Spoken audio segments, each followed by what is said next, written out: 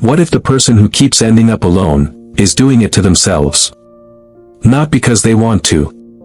Not because they don't care. But because something deep inside them, something they may not even be aware of, is quietly destroying every close relationship they've ever had. This video is about those people. And I need you to watch till the very end, because the final reason we're going to talk about today is the one that almost nobody talks about. And it might be the most important thing you hear all week. Let's begin. We all know someone like this. Maybe it's a friend who disappears right when things start getting close. Maybe it's a family member who starts fights for no reason. Maybe it's someone you loved, who seemed to want you one moment, and pushed you away the next. Or maybe, if you're being honest with yourself, that person is you. And here's what psychology tells us: people who push others away are not cold. They are not unfeeling. They are not broken beyond repair.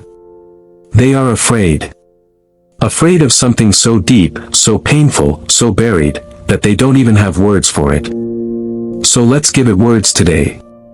The first reason people push others away: they are terrified of being truly known. Think about this for a moment. Real connection requires vulnerability. It requires letting someone see you, not the version of you that's confident and put together, but the version that's messy, uncertain, and sometimes falling apart. And for some people, that feels absolutely terrifying. Psychologists call this intimacy avoidance. And it doesn't mean avoiding physical closeness. It means avoiding emotional exposure. These are people who will talk to you for hours, but never say anything real. Who will be there for everyone else, but never ask for help themselves. Who will let you get close, but not too close. Because somewhere along the way, usually in childhood, they learned a painful lesson. That when you show people who you really, maybe they opened up to someone and got rejected. Maybe they trusted someone completely, and that person left. And so their mind built a wall to protect them. The problem? That wall doesn't just keep pain out. It keeps everyone out. The second reason: fear of abandonment. This one seems like a contradiction, doesn't it? How can someone who is afraid of being abandoned be the one doing the pushing away? But this is one of the most well-documented patterns in psychology, and it comes from attachment theory, developed by psychologist John Bowlby. Here's how it works. A person grows up in an environment where love was inconsistent. Maybe a parent was sometimes warm and sometimes cold. Maybe affection was unpredictable, there one moment, gone the next. So this person's brain learns: people leave. People disappear. People who say they love you, eventually go. And so as an adult, when someone gets close to them, when the relationship starts to feel real and meaningful, their brain sends a panic signal. This person is going to leave you. It's only a matter of time. And when they do, it's going to destroy you. So what do? They leave first. They push the person away before the person can push them away. They sabotage the relationship. They create distance. They start fights that don't need to happen. Not because they don't care, but because caring, and then losing, feels unbearable. The third reason: they don't believe they deserve love. This one lives very quietly inside a person. It doesn't announce itself. It doesn't say, "I don't deserve to be loved." It's more subtle than that. It shows up as this quiet, persistent feeling: if this person really knew me, they would leave. Psychologists call this core shame. And it is one of the most painful human experiences there is. People carrying core shame don't just doubt themselves. They feel fundamentally flawed. Like there is something wrong with them at the root. Something that makes them unworthy of genuine love and connection. So when someone comes along who is kind, loving, and consistent, it doesn't feel like relief. It feels like a threat. Because now there's something to lose. And they believe, deeply, quietly, painfully, that it's only a matter of time before this person sees the truth and walks away. So they push them away first. Because rejection they control feels safer than rejection they don't.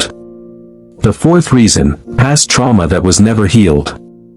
When something painful happens to us and we never fully process it, it doesn't disappear.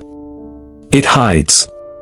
And it comes out sideways, in the way we react to people who get too close, in the way we shut down during conflict, in the way we suddenly go cold when a relationship starts feeling too real. Trauma rewires the nervous system. It teaches the body, closeness is dangerous. Vulnerability leads to pain. Trust is a mistake. And so a person who has experienced deep trauma, especially relational trauma, meaning trauma caused by another person, may genuinely want connection. May crave it deeply. But the moment it starts to feel real, their body goes into protection mode. They pull back. They go quiet. They pick a fight. They disappear. Not because they chose to, but because their nervous system is trying to keep them safe, using the only strategies it knows. The fifth reason, and this is the one I promised you at the beginning.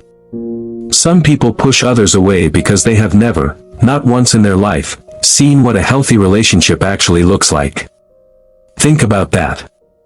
If you grew up in a home where love came with conditions, you learn that love is conditional.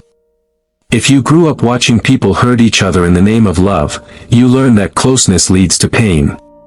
If you grew up where vulnerability was punished, where asking for help was weakness, where emotions were something to hide, then you never learned the basic skills of connection. And as an adult, when a real relationship shows up, you don't know what to do with it. You don't know how to communicate without shutting down or exploding. You don't know how to stay when things get hard. You don't know how to trust without waiting for the moment it all falls apart. So you do the only thing that feels familiar. You push it away. Here's what I want you to take from all of this. People who push others away are not villains. They are not deliberately cruel. They are not people who simply don't care. They are people who are carrying wounds they never asked for. And the most powerful thing psychology tells us is this: these patterns can change. Awareness is the beginning of everything. The moment a person understands why they do what they do, the pattern starts to lose its power. If you recognize yourself in any of these reasons today, that recognition is not something to be ashamed of. It is something to be grateful for. Because you cannot heal what you cannot see. And you just saw it.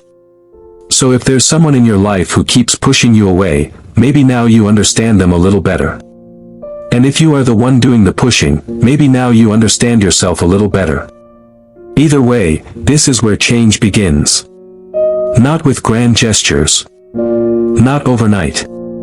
But with one quiet moment of honesty, where you look at yourself and say, I want something different. And I am going to choose it. If this video spoke to you, share it with someone who needs to hear it. And I'll see you in the next one.